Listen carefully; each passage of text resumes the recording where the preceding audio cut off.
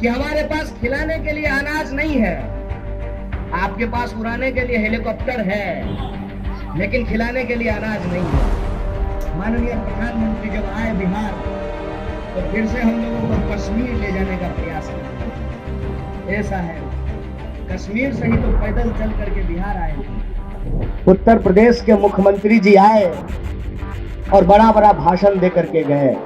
एक कहावत है ना, अपन उपाय ने सूरदास बरतो।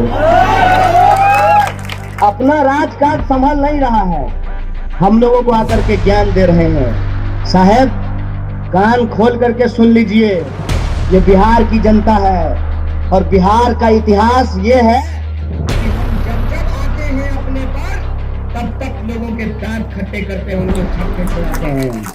हमारे चैनल को सब्सक्राइब करें, बेल आइकॉन प्रेस करें। साथियों, आप भूले नहीं होंगे कि जब पूरी दुनिया में एक महामारी आई जिसको कोरोना कहा गया, उस कोरोना को खत्म करने के लिए सरकार ने जो जो कहा, देश की जनता ने सब कुछ किया। थरिया बजेलो न, बॉल बजेलो न, भागले कोरोना। और देखिए कि इस लॉकडाउन के चलते रोजी रोजगार बंद हो गया, कल कारखाने बंद हो गए। हमारे आपके परिवार के सदस्य, उनको वापस आने के लिए बस ट्रेन नहीं था। आप नेशनल हाईवे पे जाते तो छोटे छोटे बच्चों के साथ पूरा परिवार हजारों किलोमीटर चल करके बिहार वापस आया। सरकार ने कहा कि हमारे पास खिलाने के लिए अनाज नहीं है, आपके पास उड़ाने के लिए हेलीकॉप्टर है, लेकिन खिलाने के लिए अनाज नहीं है। और अस्पतालों की हालत यह थी कि एक बेड पे लाश पड़ी हुई है और दूसरा इंसान जो जिंदा है, अपनी जिंदगी और मौत से जूझ रहा है, पानी का बोतल हाथ में पकड़े हुए हैं। ये तस्वीर आपने देखी थी कि नहीं देखी थी? पूरा बिहार को पूरा देश देख रहा है कि कोरोना के इस दौर में, लॉकडाउन के इस दौर में सरकार ने जो हमारे साथ छलावा किया, विकास और सुशासन के नाम पे जो हमारे साथ धोखा किया, क्या बिहार की जनता उसको पटकनी देती है कि नहीं देती है? बोलिए, दीजिएगा कि नहीं दीजिएगा? अब की बार बदलाव जरूरी है और इस बार इसीलिए हमारा संकल्प है कि सीट की संख्या हम नहीं देख रहे हैं, किस पार्टी को कितना सीट मिला, ये नहीं देख रहे हैं कि नेता कौन बनेंगे, ये देख रहे हैं कि बिहार की जनता के लिए नीति क्या बनेगी। उस बात के लिए हम लोग संघर्ष कर रहे हैं। और इसीलिए माननीय प्रधानमंत्री जब आए बिहार, तो फिर से हम लोगों को कश्मीर ले जाने का प्रयास कर रहे थे। ऐसा है, कश्मीर से ही तो पैदल चल करके बिहार आए थे जब रोजी रोजगार बंद हो गया तो। और वही पंजाब, हरियाणा, दिल्ली, उत्तर प्रदेश होते हुए बिहार आए थे। उत्तर प्रदेश के मुख्यमंत्री जी आए और बड़ा बड़ा भाषण दे करके गए। एक कहावत है ना, अपन उपाय ने सूरदास बरतो। अपना राजकाज संभाल नहीं रहा है, हम लोगों को आकर के ज्ञान दे रहे हैं। साहब, कान खोल करके सुन लीजिए, ये बिहार की जनता है और बिहार का इतिहास ये है कि हम जब जब आते हैं अपने पर, तब तक लोगों के दांत खट्टे करते हैं, उनको छक्के छुड़ाते हैं। याद कीजिए, जब अंग्रेजों को लगता था कि हम ये देश छोड़ करके नहीं जाएंगे, तो 1942 के भारत छोड़ो आंदोलन में बेगूसराय की जनता ने पूरे देश कर दिखाया था कि आंदोलन कैसे किया जाता है। याद कीजिए, चाहे कोई भी दौर रहा हो, जब सत्ता निरंकुश होने लगती है तो बिहार का जनता जना भैंसी के लोग नहीं नाथे छे, वही नाथने का काम करती है। इस सरकार को जो गुमान हो गया है कि कोई इसको पलट नहीं सकता है, कोई इसको बदल नहीं सकता है, आप तमाम लोगों को यह संकल्प लेना पड़ेगा कि अगर इस देश के नेता अपने बारे में सोचते हैं, हमको भी अपने बारे में सोचना पड़ेगा, अपने बाल बच्चों के बारे में सोचना पड़ेगा। बोलिए, सोचिएगा कि नहीं सोचिएगा? संकल्प लेते हैं कि नहीं लेते हैं? सरकार बदलना है ना, मसुआए गेलो। ये बिहार के मान सम्मान की लड़ाई है और हमारा मान सम्मान ये कहता है कि अगर आप हमसे धोखा कीजिएगा तो आपको सबक सिखाने का यही मौका है। इप्टा एक गाना गाती है, फिर आया वो वक्त पुराना, सबको सबक सिखाएंगे, हंसुआ बाल पे बटन दबाकर अपना वोट गिराएंगे। ये बात आपको अपने दिमाग में रखना होगा। जब आप 3 तारीख को मतदान करने के लिए जाइएगा तो 1 मिनट खड़ा होकर के सोचिएगा कि हम ये मतदान क्यों कर रहे हैं। हम ये मतदान उनके लिए कर रहे हैं जिनके माँ बाप लॉकडाउन में पैदल चलते हुए, जिनके पैर में छाले पड़ गए, उनके पक्ष में हम लोग मतदान करेंगे।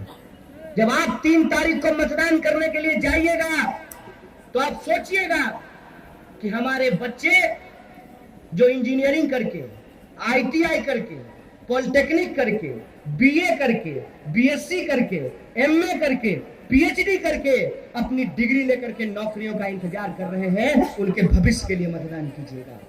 हमारे किसान भाई जो खेतों में जाकर के खून पसीना बहाते हैं और उनको उनके फसल का दाम नहीं मिलता है।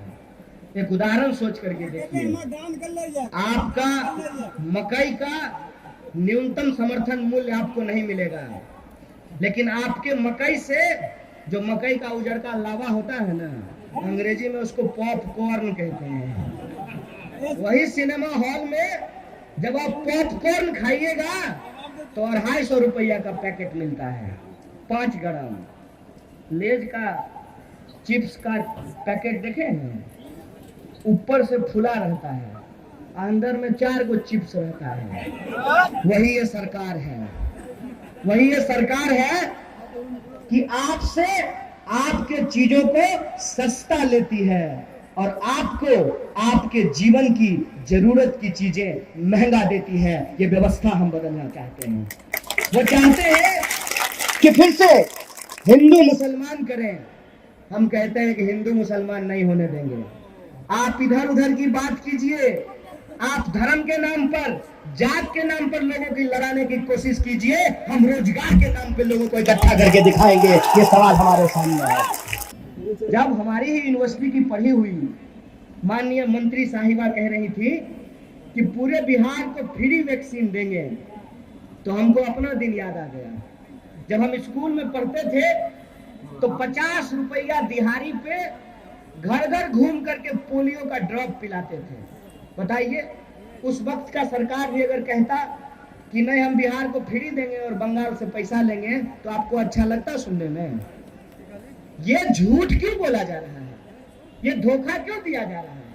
एक तो वैक्सीन अभी आया नहीं है, दूसरा वैक्सीन आने से पहले ही चुनाव आ गया है। तो कुछ तो ऐसी बात हो ना कि फिर से लोगों को ठगा जा सके। जैसे ठगा गया कि आपके खाते में 15 लाख रुपया आ जाएगा। क्या बोल लोग के लोन हाथ उठबोता एको को के नहीं केहल कहै छियो। भाजपा वाला से दुकान पर लड़ाई के जरूरत नहीं छै। ऐसा नहीं छै खाली तोरे ठेक लेलको है, बेचारा ओकरो ठेक लेलको है। ओकरा कही हो यारवा रहबै ज्वारे साथ चाय पी रहलिए हैं, साथे जेबे बेगूसराय उहे टाटा में लटक के, तो आपस में लड़ा कौन जरूरी?